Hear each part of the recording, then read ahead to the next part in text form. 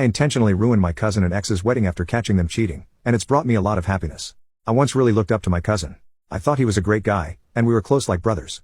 I was also dating a girl. I was deeply in love with her and planned to marry her someday. I thought my life was perfect. One day I came home early because a colleague offered to cover my shift. I was pretty tired, so I accepted and went home. When I got home, I found them in my bed, being intimate. Both of them were shocked to say the least. I told them I wanted them to be gone by the time I got back and left the house. They were gone by the time I did get back, but she left me a note telling me she was sorry and to call her when I'd calmed down. I didn't call her. I texted her saying that I'd gather her things and drop them off at my cousin's in a few days and that she's staying with him now, not me. I followed through with that. It took about a week to transfer everything. Both of them tried to apologize, but I didn't have anything nice to say to them, so I said nothing. I just knocked on the door and handed the bags to whoever answered before leaving. My cousin called me multiple times to try to apologize, but I refused to accept it. Well, 3 years have passed since then. I went no contact with them. I didn't bring it up to the rest of my family or any of their friends. I'm not sure why.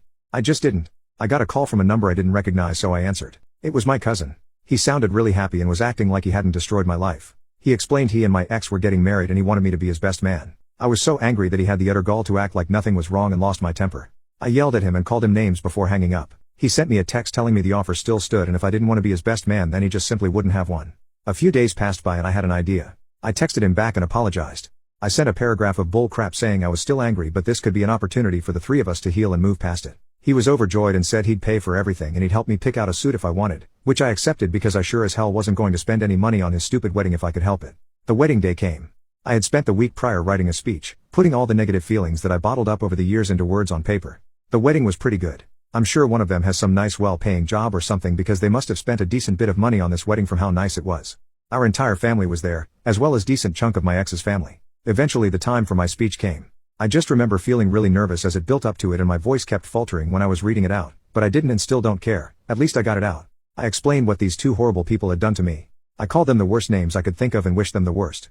Then I left. I was expecting some kind of dramatic moment from all the guests, gasps of shock and all that, but there was none of that. Everyone was silent. On my way home I got a call from my mother angrily telling me that I'd ruined the wedding and both of them were so upset and she asked me why I'd do this.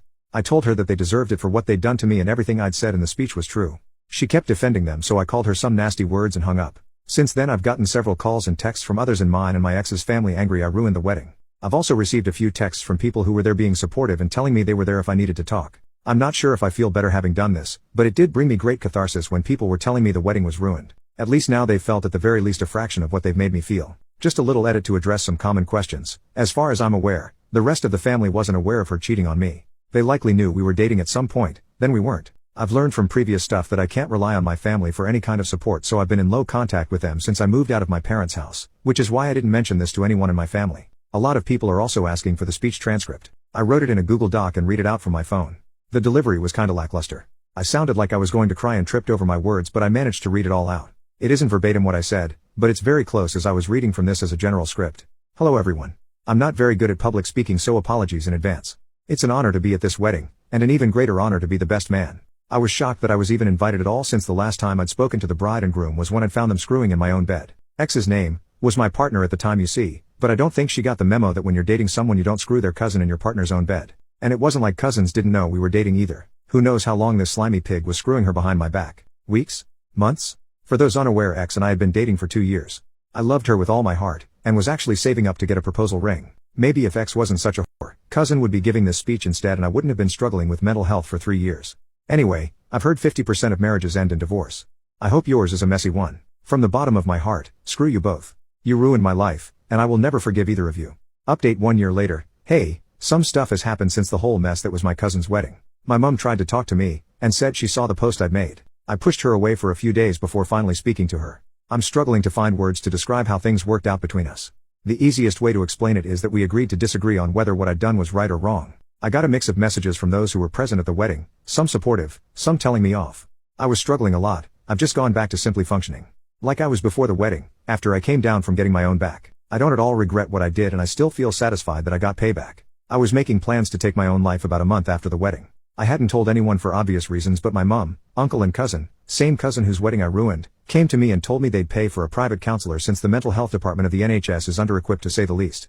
I went to therapy and found a counselor who was very helpful. He taught me a lot. I got diagnosed with PTSD, caused by the discovery of the affair. He's been a big help and has encouraged me to give casual dating a try to build confidence in myself and get used to rejection as a normal part of life. I signed up to a few dating sites, although I'm avoiding Tinder like the plague. My counselor specifically suggested I stay as far away from Tinder as I possibly can. I've not been very successful in that avenue, but it's pretty much in line with what I was expecting. I've talked to a few people and even got a date scheduled, but she stood me up and ghosted me, which hurt. I'm doing good though. Much better. I don't have self-destructive thoughts very often anymore. Whenever I'm feeling especially crap, I like to open up Reddit and read your supportive messages. That's all for now. I'll probably start using this account on a more regular basis so you may see more of me. Another update. Anyway, not a lot to update really. Hadn't had much luck with the dating, so I gave up. I finally went on a date with 2 separate girls, but neither of them were my type, so I didn't arrange for a second date with either. The first constantly talked about her ex and how much of a jerk he was. Obviously I can relate pretty hard, but it just gave me the impression that she hadn't moved on from him. After we'd finished our date, I walked her home and she offered for me to come inside and watch a movie with her. I declined and lied, saying I needed to go home and feed my cat. I don't even have a cat, and she seemed to buy it. I felt bad for turning her down, and I hope she finds someone who'll treat her well. She seemed like a sweet girl, but she's just hung up on a toxic ex. The second girl was just painfully boring. She constantly talked about Love Island, I'm a Celeb, and a few other shows I can't remember the name of. I faked an emergency just to get out of it because 5 minutes with this woman felt like several decades. Other than that, no bites. And that's fine. My counselor said that if using those sites feels like a chore, then I should stop using them. And it felt like a chore, so I stopped.